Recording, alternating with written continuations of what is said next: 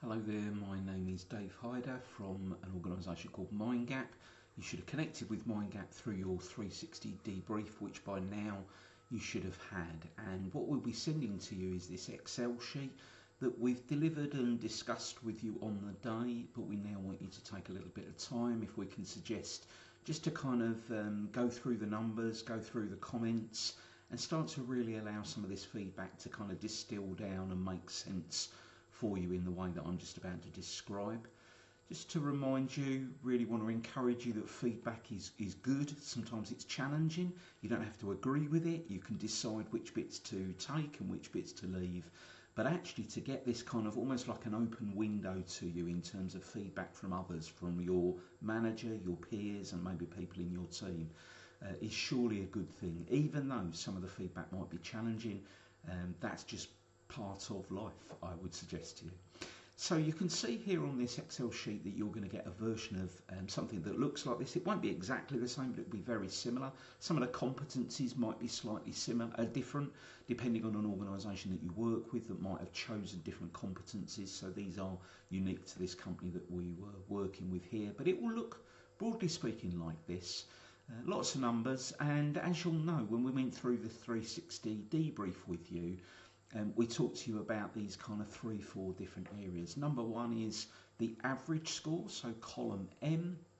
You can see that that's the first thing to look at, and you can start to see whether some of these scores are good scores or average scores or are below average scores. So if you remember the green scores, which is 7 and above, they will be good scores where you're demonstrating that competency on a fairly regular and consistent basis.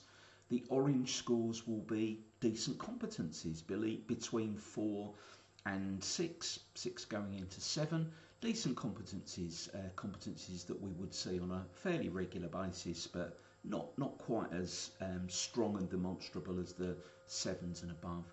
And then this individual's done well, there's no reds, but on the individuals you can see some reds. The averages, there's no reds, but the individual where you've got 4 and below, then they are competency areas that are really to be leaned into and investigated and developed potentially. And whether that is that you disagree that they're 4 and below, or whether it's just perception of other people that you're 4 and below in those areas, our belief is it's still your responsibility to deal with those, whether it's work to do or whether it's perception gap to manage. Both of those areas really important. So start with column M and just scan your eye down, and you can see that this individual's got some pretty decent scores. There's the lowest, if I can just cast my eye over it on the spot, maybe a 5.3 there, but other than that, decent. And if you work on the basis that 5 and above is really decent, this individual's done well. So we're celebrating column M to start with on an average. But of course, averages are averages, and therefore they can mask the reality of the situation. So our next suggestion is that you go to columns C and D and you start to compare this individual's self-score versus their manager score. And you can see there's a little bit of a disconnect here. This individual scoring him or herself sort of 7s and 8s in most areas, maybe a 6 there, but 7s and 8s in most areas, decent scores. The manager agrees in many areas, but you can see there's just 1 or 2 areas where actually the manager is saying, no, I don't think you're as strong as you think you are, and maybe that would lead to a conversation. That doesn't have to be a problem. It's just that the manager's got a slightly different view to the worker, and that will lead naturally to a conversation about, well, what are you seeing that I'm not seeing, and how can we kind of regulate those scores so that we get a similar kind of view. Or maybe it is that the manager has a different view to the worker, and there's a perception gap, as I say, that needs working on. So you can see this individual scored themselves slightly lower on communication skills, and the manager's being quite challenging there around a 3, so there's a discussion that needs to be had. And through that discussion, it doesn't have to be a bad thing again, it could just be an understanding issue that comes out. So that's the second area. So we start with column 1, average. We move to columns C and D to see whether there's any kind of disconnect or over or under rating, as we call it, between what this individual thinks they are and what everybody else. Then we look to, as part of that, the wider E to K. And we can see that this individual, as I say, is scoring him or herself 7s and 8s most of the time. And others agree. You can see the greens, quite a few agreements, but there's quite a number of 6s and 5s, particularly 6s you can see as you scroll your eye down. So I would read this as the individual is overrating themselves just a couple of points. Their opinion is a little bit higher than others see. And again, I don't see that as a problem. Of course, I think I'm better at some things than others see in me. They just don't have an opportunity to see those things, and it gives me an opportunity to work on those areas. As I say, either actual or perception will leave you to conclude. Don't forget the grey areas are where people don't feel like they've seen it. So those grey areas aren't included in the overall average scores, because the grey area is, look, I just haven't got an opinion. I don't see this person in that area. So ignore the grey areas, no problem at all. So column M first, C and D second, and then just scan your eye over the E to Ks. That's not saying that the peers and the teams, by the way, you might have yours separated out as peer and team if you manage a team, whereas this individual was part of a team. So sometimes peer and team will be a separate set of scores, and therefore you can look at, do my peers rate me in the same way as I see me? Do they rate me higher than my team, etc.? So in simple terms, that's what you're looking at, an analysis of the data and the facts. If we go to then tab 2 down the bottom here on themes, what we will have done, as well as the scores that come through, we get comments that come back from people. Now, we deliberately anonymise those comments, number one, and we blur them, we blend them together into themes, because we don't want you chasing down individual comments and saying, why did that person say this?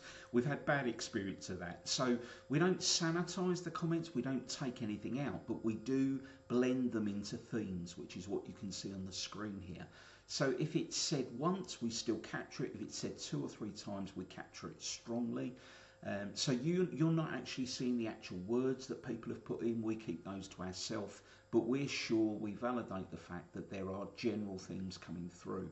So again, against the competency areas in column A, you can see this individual's had some strengths that have come through, and there's some opportunities for development in column C. And we would recommend that you take some time on those areas of strength and opportunity, particularly the areas of opportunity, and you do what we call chew the meat and spit the bones out. So what you do is take out the areas that you agree with and think, yeah, that's absolutely right, bang to rights on that, I've got to do some work on that, and make a note of that in the way that I'll show you in a minute. But where there's something that you deeply disagree with, or partly disagree with, then that's a real challenge, because you haven't got the opportunity to go back to individuals and say, can I just ask you why you said that and what you meant by that? That's difficult. And unfortunately, that's just the nature of 360s. They are anonymous. But we would recommend that you kind of have some thoughts about how maybe you could offer a perspective back to people that have done your 360s, to kind of ask that if anybody's got any kind of clarity that they could bring in some of those areas that you're just not sure about, that they could come and chat with you. At the end of the day, if people aren't prepared to do that, we strongly recommend that cultures in organisations are where people can actually come and talk and say, look, I'm not sure about that area, or I think you're strong in that area. But if you haven't got that kind of culture at the moment in your organisation, you're going to be left with these themes to just ponder and consider. And that really is as far as you can go. They're just things for you to entertain and consider. What you do with them is up to you. We'll talk that through when we meet with you as well, and you can see where you go with them. Thirdly and finally then, all of this we suggest falls into an action plan. We're not going to insist on you doing it, that's not our role, but we would strongly suggest that you start here with the action plan. So here you can see just first of all what I've just talked through really in the last few moments. This is where we suggest that you start, the kind of average column, the score in the manager, and then the score versus the peers or the team. So that's explaining that. It's even got the scores down so that that can remind you of the scores in terms of 1 to 3, 4 to 6 and 7 to 10. Then we're going to ask you just to consider these 3 questions down here. And I won't go through them, but you can see these 3 questions, and that will help you really just digest and download some of those numbers and that data, and also the themes that have come through. Take some time to consider and write up, what are you going to do from now? How does that land back into the job? And then just to finish, thirdly and finally, here is a very simple little action plan that we strongly want to recommend that you pull through some actions from your 360 into this little action plan, and think about where's it coming from, this level, this 360 competency area. What needs to be the focus? So either what do I know myself, or what do others say about me that I need to be doing, how might I improve, have a stab at kind of what you think you need to do, because it might be different for different people. Column G is an interesting one. It's trying to think about if I was then good in that area, what would it look like? What would people see if I was different in that area? Some time scales. Is it an urgent time scale? Is it something that's going to happen over time? And then you've got a comments column, and just play around with these this grid and expand it, contract it if you want to. But we do recommend that all of your analysis on this 360 lands into an action plan, because that's where it gets translated into the reality of change within an organisation. Hope that's been useful. We've enjoyed doing our 360 debrief with you. Of course, if there's any questions that we can help you with, if there's anything that we can help you with in terms of coaching or psychometrics, because sometimes they really help us understand whether some of these areas are personality driven or behaviours at work driven, and we can help you with all of those. Do contact us and we'll do what we can do. Thanks for listening. Bye.